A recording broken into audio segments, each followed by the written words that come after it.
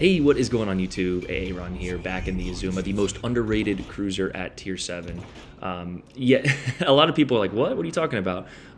With the most recent buffs and just the playstyle and the AA and understanding the ship, actually, this thing is an absolute terror at Tier 7. Now, when it first came out, I will say it was very lackluster. You could put it in right positions and spam HE, but that is just a very, very boring playstyle for me. Now, the playstyle of this Azuma is kind of that, Japanese cruiser angling out, providing support for your team role instead of like maybe an aggressive type cruiser. You do lack that 27mm plating, but we had a game here with Dr. Fat and Sailor Champ, and it was actually against Brit and Long as well. I was doing some member games off stream, and I'm sorry guys, you guys know I was away for my best friend's engagement this past weekend here, so more member games to come. We have a lot of huge content. Peak actually has a great video coming out, so make sure you guys check out his video today. Personally, we had a little discussion this weekend, and I think this is some of the best content that Peak has done or will put out in a while, and it's just bettering the community. And I think, like I said, this is some of his best content. So anyway, check out his video on that. But anyway, we are back in the Azuma here. It's a carrier game, which we kind of knew because we division up with the carrier. Again, the divisions, we know that divisions make it a little bit easier, but guys, I really hate when people are like, I've said it so many times, but I want to get it through your head. Like, there's no additional advantages of being in a division. There was an enemy division on this team.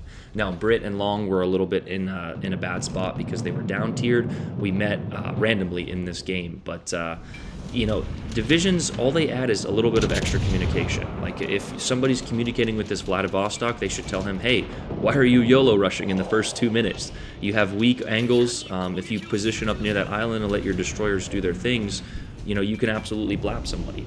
Also, he didn't shoot at me but one time, and I think it was HE. So if somebody tells him, hey, you can overmatch that Azuma's 27mm plating, he would probably do a lot better than what's going on in this current situation. But we are just positioning here. As you can see, we already have 2 planes, 17 hits on target, and only 1 fire.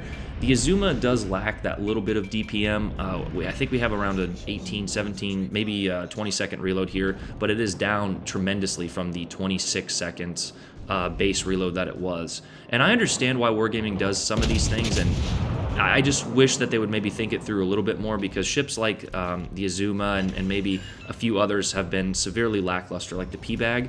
And I understand that they can't release like a Wichita every campaign and have everyone cry that it's overpowered, but I wish there was just maybe a little bit better balancing factor, or maybe listening to the community a bit more. But I think overall they've done a decent job with these buffs, and this is a good example of that.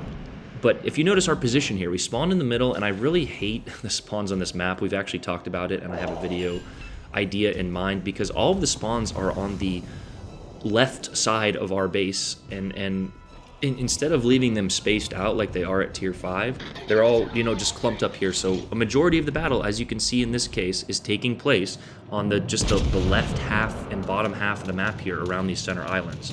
And I just don't know why, you've heard me say this before multiple times, I don't know why Wargaming does this, because it just creates very similar passive gameplay of who wants to push, who has the better destroyer player, and especially in Capture the Base, which we all know is the worst playlist in this game. It's just this boring playstyle. As you notice, I've been in the same spot now for, 4 minutes, but it's what is winning our game, what is winning the game for our team right now. Me just kind of sitting here spamming HE. Now, it does come down to our team, actually, and again, that's why I really advocate, if you're struggling or getting frustrated with the game, to division up, because that guarantees communication with people. The biggest problem in this game is the teammates and their lack of understanding of the game. And I know not everybody wants to treat this like the Super Bowl, but if I'm putting my time into something, I'm not just going to load up into a game, sail broadside for 3 minutes, and then load up the next game, which is, I swear, what some people think is having a good time in this game. I enjoy this competition, and I think Long and Brit actually do an excellent job, considering they were down tiered in this game. Our battleship, as you notice, are on par. They're equal with Dr. Fat here in the back of the map, and we did mention that side can be an effective flank, but they're not pushing it right now. Now, there is one destroyer, but if they were to push that and ping it, Dr. Fat would go support them. But we are just dishing out damage here as our friendly DD goes down, and we are now down on ships. So this is the point in the game where people think that You have to push, you have to be aggressive, and while being aggressive in the right circumstances can absolutely lend you great results for your team, when you are on the weaker side or your opponents or your friendlies don't have the best position, pushing into an absolute crossfire, which is what I would be doing here if I push into the middle, all I would be doing for my team is just putting them down a ship. But instead, we're repositioning here. This battleship has kind of pushed up, and he is getting, shot at by 2 ships now, so we're going to try and get him, as Dr. Fat does an excellent job in Dev Strikes that Summers. That is honestly huge, and the Pobeda, again, is just one of those carriers where in the right hands, and Dr. Fat is one of those great players where it can be an absolute difference maker. But we have this Brandenburg pushing in here. We also have the Scharnhorst, but I know Long, he's going to want to get some revenge here, and we can see us with the perks that we have on our Azuma. It's the Epigreco, I don't know how to say it, but that commander, which gives us the Ingenious or whatever that perk is to where we know when we're targeted. So we angled out. This Brandenburg has obviously flammable cannon on here, and he's got a quad fire, and we go ahead and finish him off. So again, halfway through the game, we have a good amount of damage. We've evened up the score in terms of taking down that DD while they took out our battleship, and now Long is in a tough spot as his friendly went down. But we're going to go ahead and target him and try and get him off the board. Focus fire, I heard somebody say this the other day. I think it was Potato Quality or somebody. Focus fire is your absolute friend. A lot of people call it kill stealing or whatever, and it just shows me that they just don't understand the game. Yes, kills are important. It's nice to get the Kraken, and in certain games, you're going to have to do it. Like Meta, all of his videos, I don't know what his teams are doing, man, because he's out there just slapping every ship. But if you notice, focus fire, like our team did here, is the absolute way to just make sure that you're giving the most for your team. This mainly because the Scharnhorst is the only thing spotted. But if you notice, our Brandenburg pushed without team support, and he's dead. So while we did our job on our flank in the middle here to really even up the score, our team is doing everything they can to throw it away. And it just, even if you're not in a division, you can look at the mini-map and say, okay, my team's not really pushing. And I know that it is frustrating, especially in the German battleships and the battle cruisers, when you can't be aggressive. And that's why I don't. Those ships can be fun, but that's why I'm not in love with them, because in this game, it pays sometimes to be a little more passive or just to read the map. Now, again, we've mentioned that aggressive pushes can absolutely yield great results for your team, but in this situation, pushing alone there on the left side into 5 ships, it just ended him a quick trip back to port. So again, this is that point in the game where we talk about 7 minutes. We're like literally almost dead center in this game here. 7.5 minutes. We need to do our best to not throw this game. And what I mean by that is carelessly throwing away my ship. And I'm going to be honest, I think when this happened, I said, oh, that's North Carolina, and thank goodness shells quote-unquote land short. No, I think I accelerated out of that.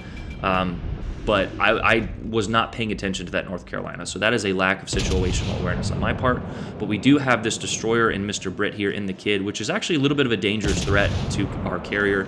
The Pobeda should be able to outmatch him pretty easily, but we're trying to lead shots here, and Brit actually does a good job of slowing down, but I've just got my aim a little bit on point this game. It was not on point the other night when I was trying to all those battleship games in the Burgoyne and the Montana, but we got a few good salvos off here, and the Azuma HE, the 310 millimeter caliber here, will absolutely rip destroyers and damage modules. So another decent hit there, at least one hit, and that is a type of play that people don't maybe appreciate as much as they should. Taking shots at a destroyer at anything past 10, 12 kilometers, 13 as we were there, it is a difficult shot, especially when you have a great player like Brit trying to dodge and do his best to not get shot.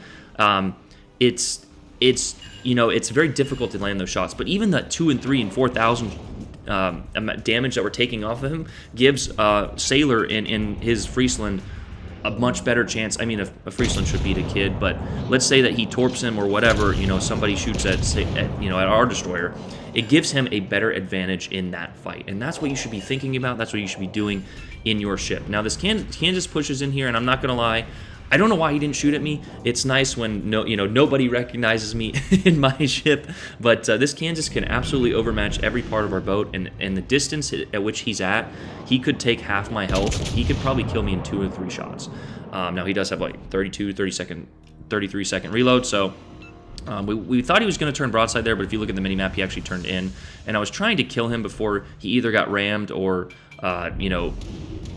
could shoot or ram one of our friendlies, but he turns broadside, and I think it's a Gneisenau, and I think the Gneisenau torps him. But we loaded the AP for the broadside. He turns in, oh well, so we aim high for the superstructure, but the Gneisenau actually does a good job of pushing in and torping him. So again, playing passively can lend you great results in certain circumstances. Now these two are pushing on the left here, so we've got our Friesland up there and the kid over there, and I'm like, okay, it's time to push. They're going to be focusing on these battleships. I've got their broadsides, and this Plymouth gets again, RNG combined with teammates sometimes is the most frustrating thing about this game. This was a decent salvo here, but again, one Citadel, and we know shells can land a little bit above, a little bit below, left and right. That's dispersion, that's RNG, but to get one Citadel there in that shot is a little bit frustrating with 5 overpens.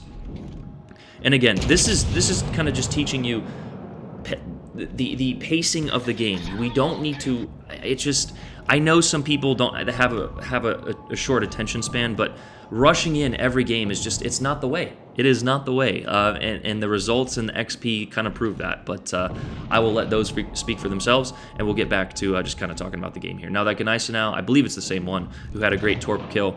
YOLO rushed in there, and he was focused down, focus fire, what we talked about, by the enemy team, and he's now gone. I think he was full health, or very close to full health when this game started, or when this engagement started right here about 2 minutes ago, and now he's already dead, so...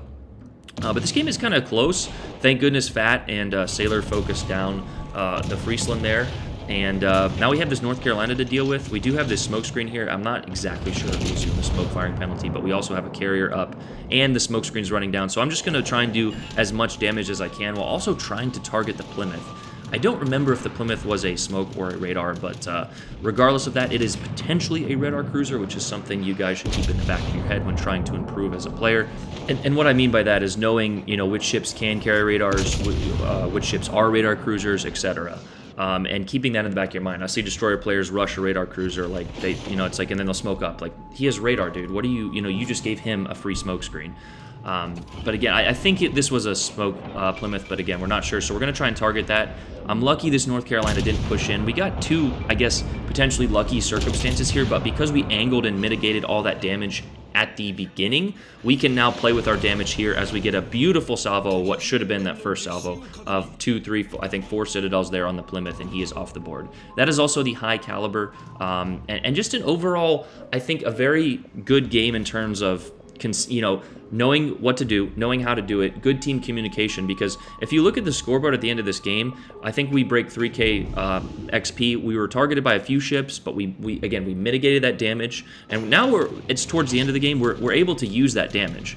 I was 8 kilometers from a ship that can overmatch me in the North Carolina, but I had almost all of my health because we angled out and we shot appropriate targets first. Also, the enemy team carelessly pushed into us. I've said it 5 times in this video, you don't have to be superbly aggressive. You don't have to be that aggressive the entire game.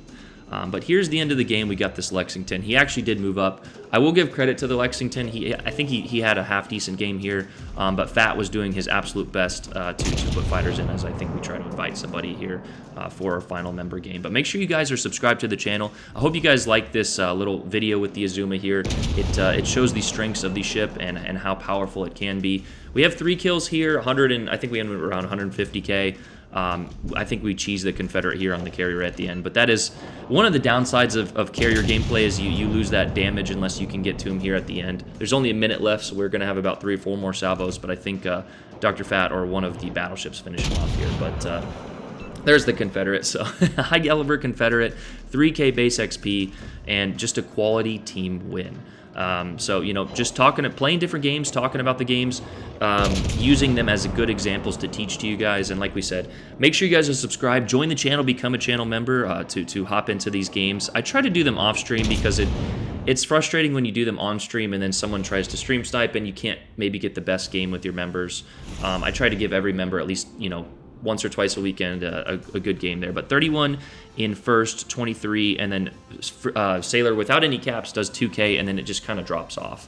And that is unfortunate. The unfortunate reality of this game is if you're not doing the absolute most, in certain cases, your team is just not going to pull their weight. So here's our build. Ingenious, and then a few other perks there. That is the build we're running on that Azuma. Thank you to those two gentlemen, and GG's to Long and Britt. Hope you guys enjoyed that. Make sure you check out Peak's video today. Make sure you guys subscribe.